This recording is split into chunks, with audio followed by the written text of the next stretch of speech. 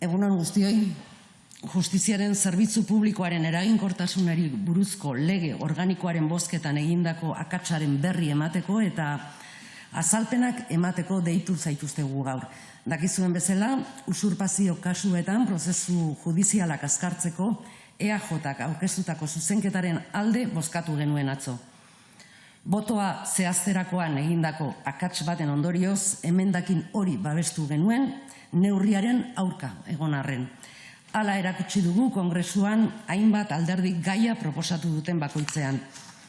Eta agerraldi hau egiten dugu jakin badakigulako, atzo onartutako neurriak, ondorio negatiboak izan ditzazkeela eta horren aurrean erantzunkizunez eta arduraz jokatzea dagokigulako. Bereziki, kaltetutako kolektiboen aurrean. Akatsa gure gain hartzen dugu eta barkamena eskatzen diegu guztiei. Uste dugu politikan akats bat egiten denean azalpenak eman behar direla, erantzunkizunak hartu behar direla eta akats horrek eragindako pertsonen aurrean erantzutea dagokigula.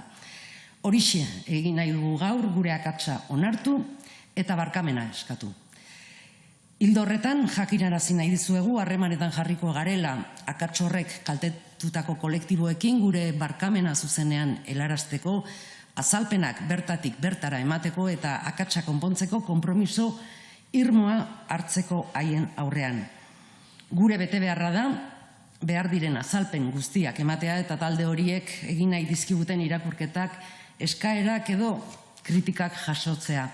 Horregatik neurri hori atzera botatzeko eta izan ditzakeen ondorioak zuzentzeko irtenbide posible guztiak bilatzeko lan egingo dugu. Urteotan etxe bizitzaren arloan Euskal Herria Bilduk izan duen konpromisua mantenduz. Gaurko agerraldi honen asmoa ez da gure akatsa justifikatzea edo gutxiestea, baizik eta herritarren aurrean azalpenak ematea eta horren aurrean dugun erantzunkizuna onartzea.